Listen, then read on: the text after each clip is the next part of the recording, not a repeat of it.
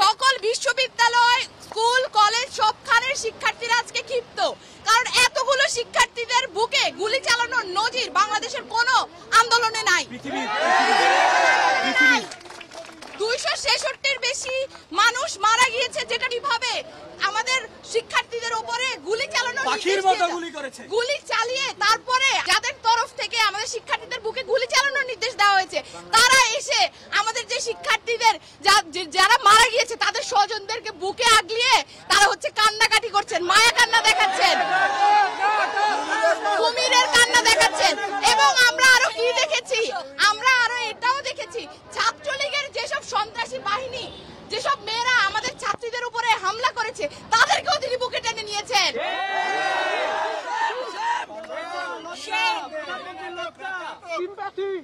তো সেই জায়গা থেকে আমরা বলতে চাই, যারা খুনি, যারা সন্ত্রাসী, তাদেরকেও তিনি প্রশ্রয় দেন, এবং যাদেরকে তারা মেরে ফেলেন, যারা খুন হয়, তাদের পরিবারের কাছে গিয়ে তিনি মায়া কান্না দেখান।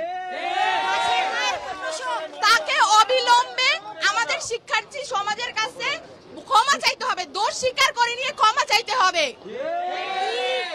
এবং সেই জায়গা থেকে আমরা বলবো, আমাদের যে 9 দফা দাবি রয়েছে সেটা চালিয়ে যাবার জন্য আমাদের যে সর্বাত্মক শিক্ষার্থী সমাজ রয়েছে তারা সবাই আমাদের পাশে থাকবে।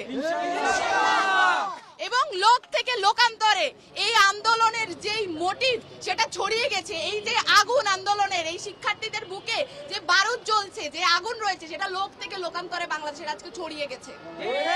এবং সামনের সময়ও আমরা সেটা কন্টিনিউ করব। ছাত্র সমাজের শক্তি সবাইকে টের পেয়েছে, এবং ছাত্র সমাজ চাইলেই যে অনেক কিছু সম্ভব করতে পারে এই বাংলাদেশ, শুধু ছাত্ররাই চাইলে সেটাকে আমরা করে দেখিয়ে দিতে পেরেছি। ভাতের হোটেলের যে মালিক, তাকে কি করা হয়েছে, যে ম্যানেজার, তাকে কি করা হয়েছে, ট্রান্সফার করা হয়েছে। ভাতের হোটেলের যে ম্যানেজার, তাকে যে চেঞ্জ করা হয়েছে, তাকে বদলি করা হয়েছে। কিন্তু মনে রাখবেন, ভাতের যে হোটেল সেটা কিন্তু বন্ধ হয় নাই।